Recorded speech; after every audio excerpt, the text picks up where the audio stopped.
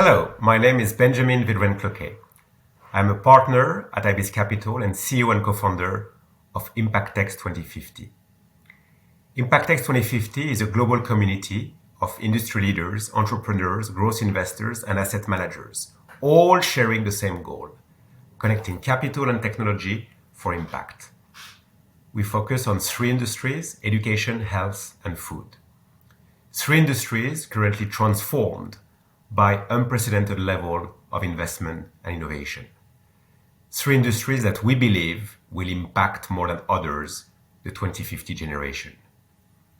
Our community not only curates tech and investment trends globally in EdTech, health tech, and food tech, but we also every week put the spotlight on impact-driven innovators and investors to listen to their impact stories. Profitable, sustainable, inclusive is how we define impact. What is your definition? Welcome to IMPACTX 2050, and please join me to welcome our next guest.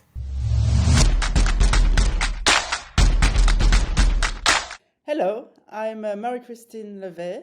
I'm the co-founder and CEO of Educapital. Educapital is the leading European impact fund dedicated to EdTech and future of work. I'm based in Paris, and with Educapital, I'm covering Europe. And as personal background, I've been in the tech industry for the last 25 years, first as an entrepreneur and then as an investor, and I'm the mother of two sons. Marie-Christine, welcome. I'm delighted to have you here on EdTech Stories. As you say, you're the CEO and co-founder of Educapital. Before we talk about your business, let me start with a personal question, if you don't mind. How did you end up setting up an impact VC fund for EdTech? Is there someone in your life or in your education that inspired you to work in education and invest in education? And let us know why. So yes, my two sons. Just to tell you the story, so I've been in the tech industry for the last 25 years. I was the founder of Lycos, the search engine. Then I was the CEO of an internet ISP. Then I was CEO of an internet media group. And I switched to VC, being a generalist VC. And I was seeing, entrepreneurs being disrupting, the travel industry, the banking, the insurance company, even, and at night I was coming back home and I was still, writing on the little note of my son that he will be ill the next morning and that I will have to catch him, to cut him up before. And the teacher was, copying the same note for all the teachers in his class. And I was saying that the way, children were educated was really the same way I was educating 40 years ago, and that education was still the area that was not disrupted by digital. And when you see what digital has bring in all other areas, I was saying why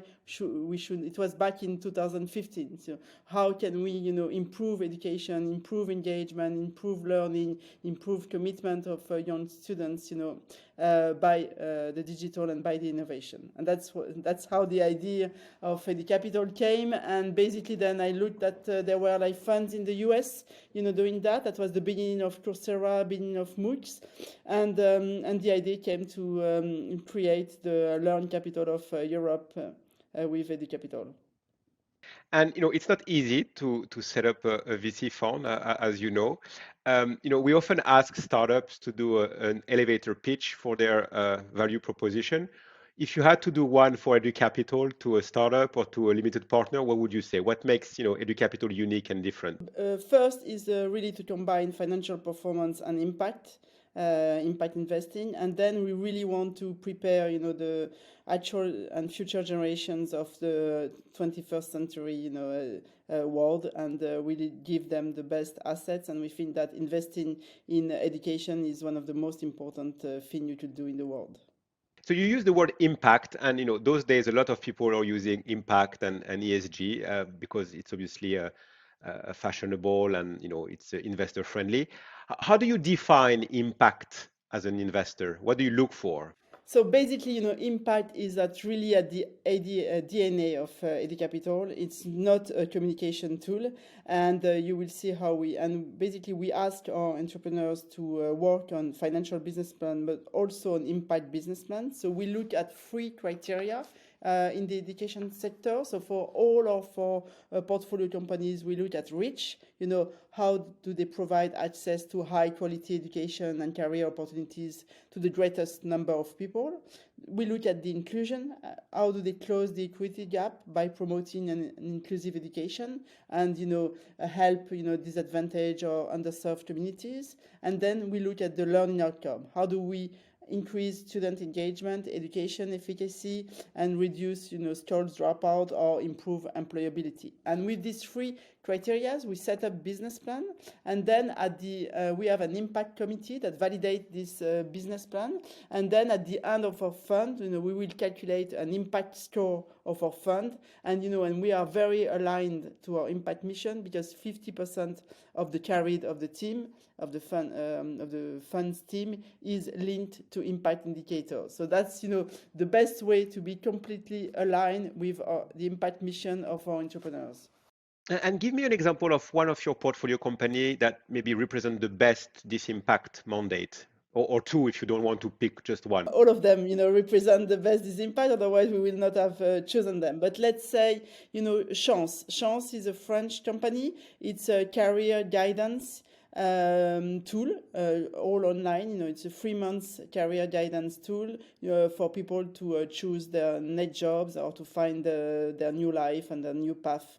So it's mainly for adults. And basically for Chance, we look at how many people they have helped and how many people with a salary lower than than 2,000 euro per month. How many people from many disadvantaged areas they have helped to find a new jobs or they have helped to go back to employment. So these are really like rich inclusion and learning outcome. We see, how this, therapy, this online therapy has helped people to really set up their new career plan or their new projects. So chance, which means luck in English. Yes, chance is luck. And then, we also have invested in Lalilo. Lalilo was an adaptive learning company for learning how to read in French and English. Lalilo has been sold to Renaissance Learning in the US. And on Lalilo, we were looking at, improvement. We are working with researchers in order to really see how, adaptive learning can help children improve and in their grades and help also reducing dropouts. Very, very interesting. I mean, you've been for 7-8 years in the EdTech ecosystem, European and French. How do you think the French EdTech and European EdTech ecosystem has changed over the past 7 years? I think it has dramatically changed. I think COVID helped us a lot. I think we gained, 5 to 10 years in terms of adoption of new usage. In France, the ecosystem is quite big. We have more than 500 startups, in EdTech. I think in Europe there must be more than 2,000. In France, it's quite concentrated towards, lifelong learning and corporate learning. I guess where, in other areas, like the Nordics, K-12 is quite advanced. There are some particularities, but I think that for the first, the last 2 years have been very great for the European EdTech, when we reached this 3 billion, invested in EdTech in Europe. Mm-hmm. And what is, in your view, the most interesting or hottest market segment in EdTech from your standpoint as an investor or as an impact investor? So it depends where you, on which area, in which segment of the EdTech market you're looking. Basically, we quite like a lot peer-to-peer learning.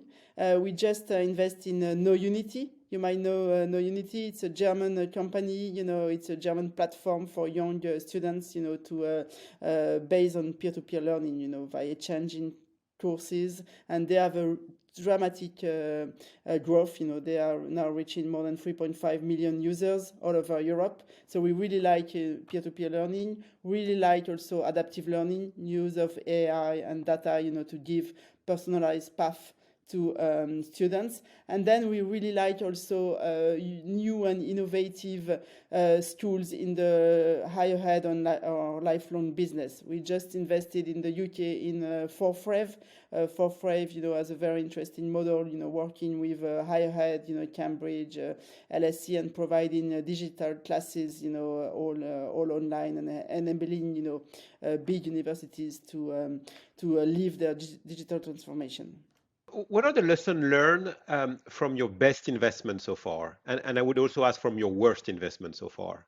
So, the best investment are mainly, very good best teams, because your life of entrepreneurship is difficult. You might have to change, to pivot, to adapt your business model, and so best investment are best team, and worst investment are worst team also, or like not cohesion in the team. And then you also need to be at the right moment. You also need to have at some point some luck, and it be at the right moment, at the right timing. Timing is very important, in EdTech. But I would say, good team and very good product. I really believe that in EdTech there's tech. So I haven't seen a very poor product succeeding. So you need either very user-friendly product and very well designed and working well. So I say team and tech are the two components essential. So going back to the concept of team, you are in a team with Litzie Maarek, with your partner at Educapital. You are one of the very few VC fund led by women. And my question to you is: do you have an investment bias in favor of women founders? Perhaps because we have like 40. Perhaps we don't have a bias. It's the difference. I don't think we are biased, but we don't have the bias of the mainly men team could have. We are one of the unique, I think, fund, independent fund, held by two women, and we have 40% of our companies that we have supported that are funded or co-funded by women. So I guess that when you have mixed team, you can have mixed, portfolio. So that's why I say we might not have the same bias than other teams. But the problem I think we have is that we don't receive enough companies, created by women. That's the big problem of the tech industry, and that's the big problem of EdTech also. Because when you realize that, I think there are like more than 80% of teachers are women, and basically, we have like less than 20% of EdTech companies, created by women. So you create products that will be used by women and with not mixed teams. So, and and that's why I think education is at the center of all problems in every area. And I think it's a really an education problem. We need to have more women in science. We need to have more women committing to these science studies, learning math, learning science, and we need to have also more women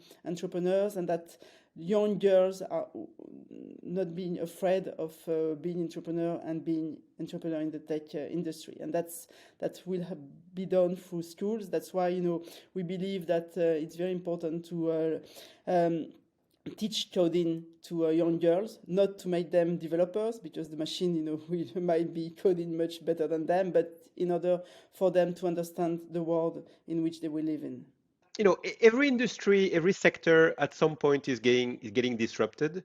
Do you see venture capital being disrupted? Do you feel pressure on your business model, threats on your business model as a VC fund manager? Not really. There are new interesting initiatives. There are like some platforms, for like business angels, investment that could be very interested in terms of disrupting the models. I guess that the fund, there's still the investment part, but there's also the support of the portfolio. And being a specialized fund, I think that we can bring a lot to our portfolio, bringing them benchmark, best practice, bringing them, ideas of recruitment, helping them organize their teams, helping them in M&A or strategic, alliances.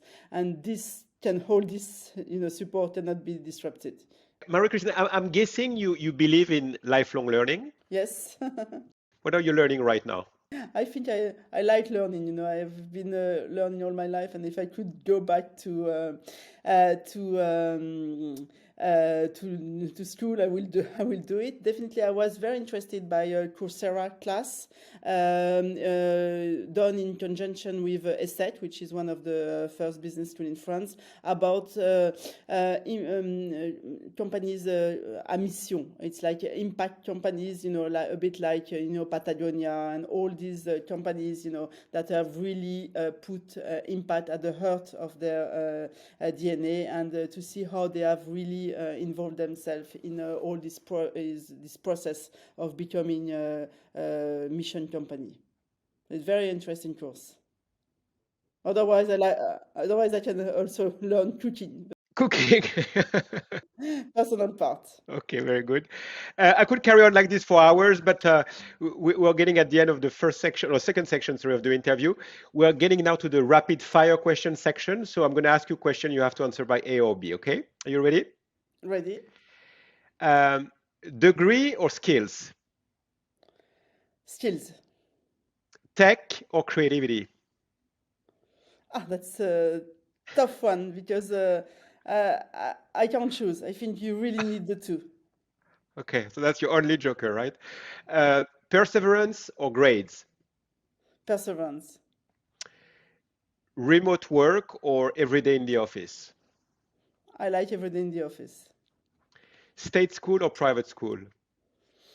Very tough one. I believe in state school. That's why I want EdTech to go into state school, because I think that state school are the basics of building a good society. Okay. Profit or impact? At this, I need my joker because our mission is really to find companies that can combine the two. And we think that there's, mainly in the education, we have the tendency to really put one against the other. And, either you do philanthropy or you do business, and many, private schools. And I really think that with impact investing in EdTech, we can really combine the two. And that's very important, because with philanthropy, which is great, and there are people doing very, very good things, you cannot scale projects, and what technology can bring to education is that you can scale projects, and that's why I really think the two must be combined. Okay, so you're not allowed to more jokers, right? Yeah, For the next okay. one. Entrepreneurs or limited partners? Entrepreneurs. Okay. Teachers or technology? Teachers. Okay, very good. Finally, two questions. If you had to make one prediction for the EdTech industry, what would it be? Very tough. I think that it will be more and more linked to human capital, and and more linked to future of work. Because I really believe, you say I believe in lifelong learning. I really believe that the diploma we have had each other, in our life is completely finished, and that we will all have, skills that we've developed, all our life, and micro certification that we develop all our life. So I really believe that the two areas will be totally combined. Are your kids students? How old are they? They are 14 and 16. So yes. And you tell them diploma doesn't matter? I tell them that they will have to have the first diploma, but they will have to keep studying and to keep getting certification, in all their life. And perhaps, diploma is a bit less important than at my age, when I was at the same age than them, because I think that you really can learn all your life, and really and there's much more combination between work and school than it was before. Okay. Marie-Christine, could you, for us, nominate the next interviewee and tell us why you would like this person to be part of the program? So I would like to nominate Kirill Bigay, which is who is the founder of Preply. Preply is one of our portfolio company. It's a marketplace for language learning. It has a very, very rapid growth. It's based in 150 countries. And the reason why I want to nominate him is first is really a great entrepreneur, and he has had a very, very impressive growth of his company. But the second reason is that his company is based between Spain and Ukraine. All his developers were in Ukraine, and he did a tremendous job supporting them during all the wars and everything. And in addition to that, he was able to raise his Series C the day after Russia invades Ukraine. So I think he's a really, really great person and great entrepreneur. Okay, so Kirill and Ukraine, here we come. Marie-Christine, thank you very much for your time. I enjoyed that a lot. This was Marie-Christine Levet, founder and CEO of Educapital for EdTech Stories. Thank you very much. Thanks, Benjamin.